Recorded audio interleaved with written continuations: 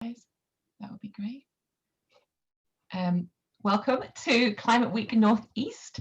It's a delight to welcome you all here to our How to Plan a Community Greenspace and Lessons Learned event. We are delighted to be one of the first events in Climate Week Northeast. And if you haven't looked at any other events in Climate Week Northeast, please do so on www.climateweeknortheast.org. There's over 80 different events going on all different kinds of things, but particularly quite a lot about nature, green spaces, woodlands, etc. So I'm just going to run through a bit of the housekeeping first, and then I'll introduce you to all our wonderful speakers today. So we will be recording and publishing this event on the Aberdeen Climate Action YouTube channel.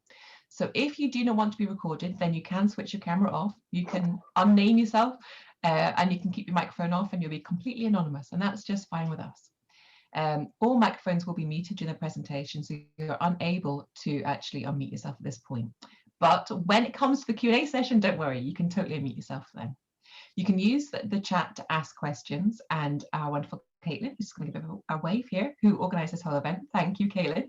And we'll be along with Adam. Adam, want to give a wave? We'll be just keeping an eye on that chat for us as well. Obviously, as normal, just be mindful and respectful for all involved in your language and your being, as it were, on this event. We're going to have a Q&A session after all the speakers have actually spoken.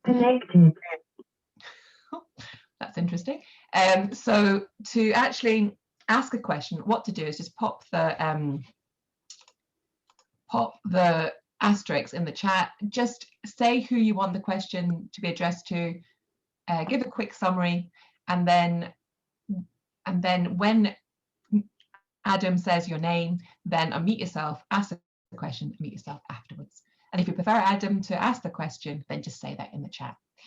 So we'll go over these again, don't worry, when it comes to this point, but just to let you know how it's all working.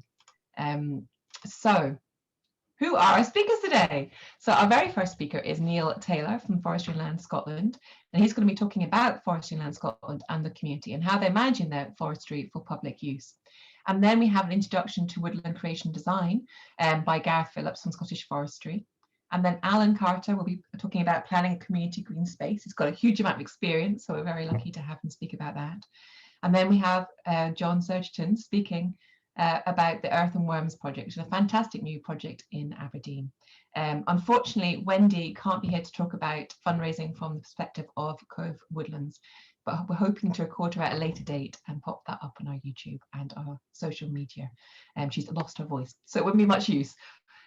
So anyway, that's our speakers. As I said earlier, we are doing this event as part of Climate Week Northeast, which runs, well, it started yesterday, it's running until next Sunday. We can get all the information there. There's also another fantastic festival going on right now, What's Next Summit by Transition Network, and that goes on to next Saturday, and you can find out all the information on that link as well, or just basically search for it. So these are all the other events that we've put together for Climate Week Northeast on managing woodlands and community green spaces. And you'll see that there's one tomorrow evening, and then ACA has another one on Tuesday evening between 7 and 9, the work and vision behind our forests. We've also got ones pretty much every single day of the week. And we have a free giveaway of potatoes on Saturday and on Thursday. All details are in the Climate Week Northeast brochure. This is our Aberdeen Climate Action and Climate Week Northeast media. So we have our website, we have the Climate Week Northeast website, the Facebook sites for both Aberdeen Climate Action and Climate Week Northeast, and our Twitter handles, Instagram, and importantly, oh, I must have copied and pasted the YouTube channel out of here. But if you just search on YouTube for our ACA YouTube channel, this will all be uploaded onto that, but we will let you know on social media as well. If you are going to talk about our event today, then please do use a hashtag CWNE21 to let everyone else know about it and allow us to collate it all. Okay, so without further ado, I'm going to hand over to Neil. Over to you, Neil. Hello. So my name's Neil Taylor. I'm a Community and Education Ranger for Forestry and Land Scotland. And that is one of the organisations that's grown out of the Forestry Commission. So the Forestry Commission was originally formed in 1919 as a response to timber shortages during the First World War. And it had quite a specific reason for being formed, which was to create a national timber reserve. So the first thing they did was bought cheap farmland and started planting trees. And that didn't really kick off until early 1920s and then going right through into the 1930s. And then not long after that, the government realized it had all this land and it had all this woodland and it wanted to do other things with it. So it quickly diversified into trying to get additional benefits out of the national forests. So the first one of those was in the 1930s in the Depression. Quite a lot of forestry sites were set up as training camps for people who'd been made unemployed in shipbuilding industries and other things that weren't doing very well. And then some of these, during the Second World War, were converted into prisoner of war camps, where Germans and quite a lot of Italian prisoners were housed until the end of the war. Going through the 1950s, they started to use the Forestry Commission to create rural employment because mechanization in farming was meaning that there were less labouring jobs on farms. And this kind of went on for a while. And then moving further forward, forestry has become much more mechanized. So Ben Rosa on the Isle of Arran was planted in the 1960s. In 2003, it was felled by 2 people. So that's a whole forest. So modern forestry, if you can use machines, you're going in with a big harvesting machine that cuts the tree down. Now it's a brute of a thing with looks a little bit like a big JCB, but instead of a bucket on the end, it's got the harvesting head, which is a very high-powered chainsaw, and a set of clamps that clamp onto the tree, saws through the tree.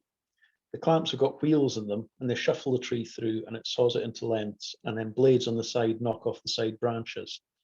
So one of those turns a tree into logs in less than a minute.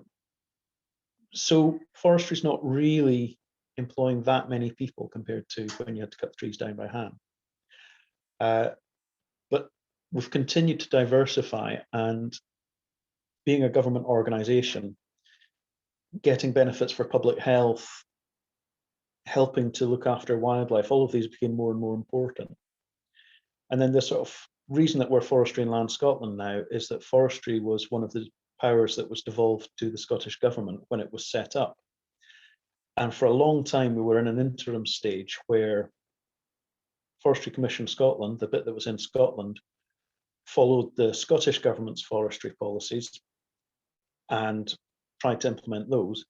But the organisation was still run from Westminster as part of the Westminster Government. So, for example, we were under the Westminster Pay Settlements.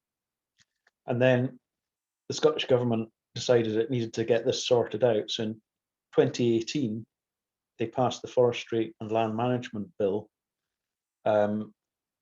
which set up Forestry and Land Scotland and Scottish Forestry completely separate and within as independent agencies working to the Scottish Government.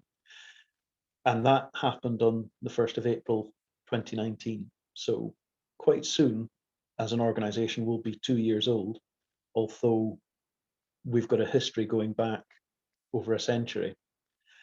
And that's quite important because trees take quite a long time to grow. So even with really fast growing conifers, you're looking at 35 to 50 years. So the decisions you make now are what you're sort of dealing with down the line.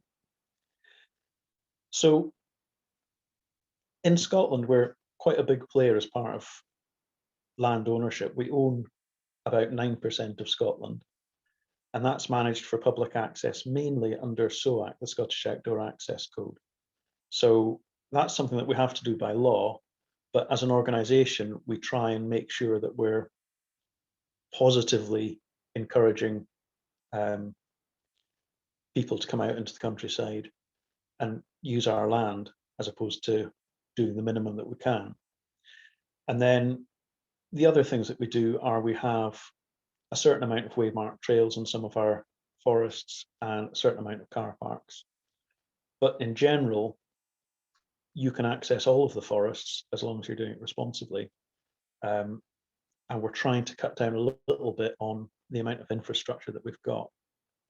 So other things we do are we support public events in the forests. They vary from orienteering to horse riding events to mountain biking to car rallies. And our general policy on events is that we treat any event that comes to us fairly, and we will allow it as long as it doesn't adversely impact other things that are going on, which turns out to be quite difficult to work out a lot of the time. And we also work with communities. So we've got several community groups in Aberdeenshire and City of Aberdeen, particularly the Baileys of Benahee, who've been around for a long time, are a very big organisation who are interested in the whole of Benahee. Forestry and Land Scotland owns about 3/4 of it, and there are 2 or 3 other land managers that own the rest of it. We have Dunnottar Woodland Park Association down in Stonehaven, who've been running for quite a long time, and that's quite different because they're concentrating on one small woodland that's in a town. And something completely different, we've got Devon Projects up in the Bin in Huntly, and they are an arts group, and they wanted to create a peace woodland to commemorate the end of the First World War, and they put together a proposal for the White Wood. So they have a management agreement for a small piece of the Bin Forest in which they've planted some white oaks and some other native plants, and have a couple of other little bits and pieces there and run events sometimes. So they're quite a different group, and sometimes we find it harder to get on with people like Devon Arts because they're coming at it from such a different angle. When we work with people who are doing conservation or forestry, that's much more what we're used to dealing with. And when we work with artists and stuff, we sometimes find that what we think is reasonable and what they want to do doesn't always quite mesh. The other communities we deal with are communities of interest. So that's things like mountain biking groups.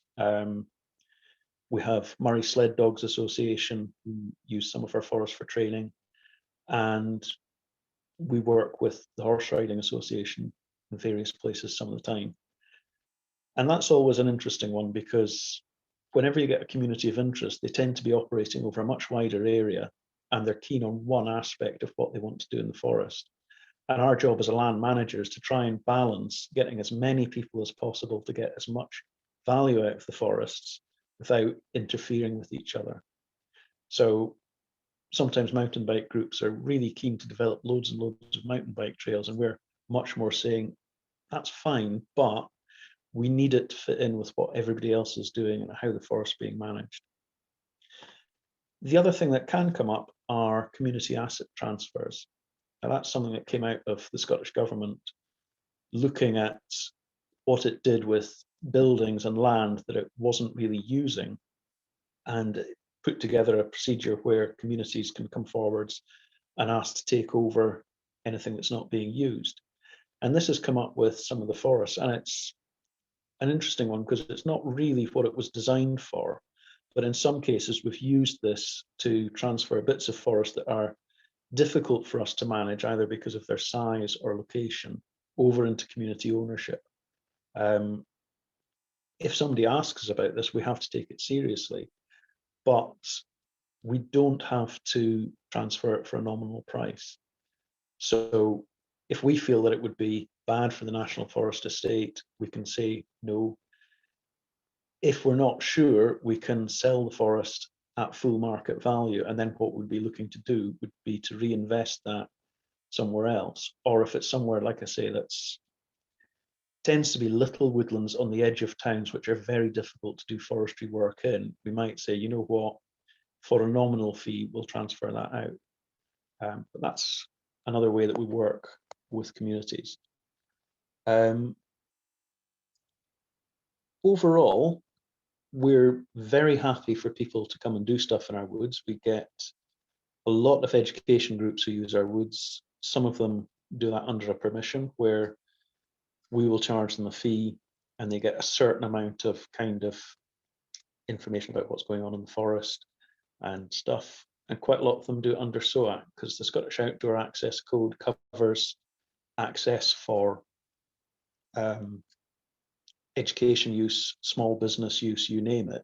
But what we'd ask people to do is, if they're interested, if it's a commercial venture or a large group, then if they contact us, and we will get them to fill in an application form, and we'll look through it and we'll get back to them and either say, yeah, that seems fine, you can do that under open access, or that's requiring more sort of infrastructure, or it's liable to have a big effect on other people. And we'd ask them to either do a permission or come through with an agreement of some form. In general, we're cautious about adding infrastructure to the forest. Some of our visitors like our forest because they feel quite wild.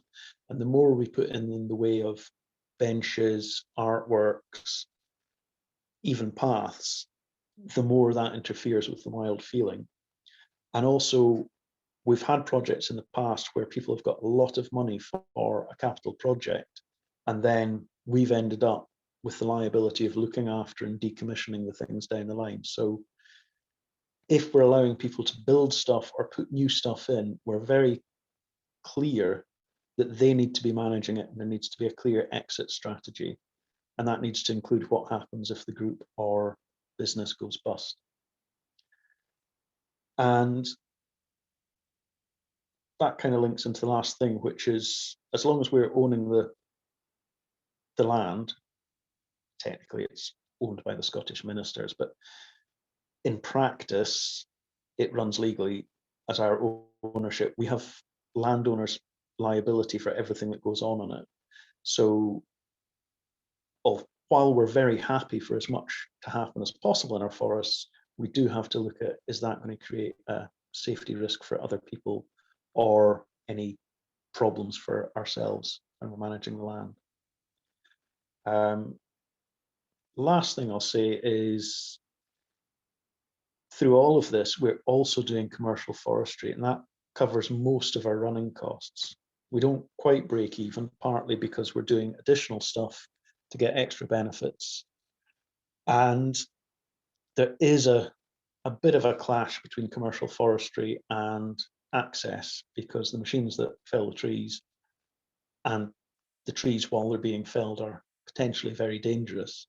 So we're very careful that whenever we're harvesting, we've got lots of signage out. I would just say, please follow the signage, because we've done very well. We haven't had any major accidents for quite a long time, but it's always at the back of our mind that if something happens, potential consequences are quite horrific.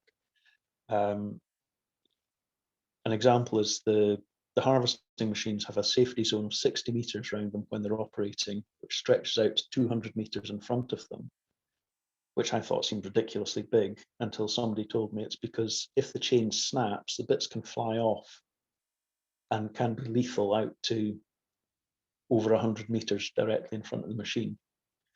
And that's kind of why we're so cautious and have so much signage and safety fencing and stuff when we're doing any operations. Okay, that's my introduction. If there's anything you want to ask, please ask me in the question and answer at the end. Thank you.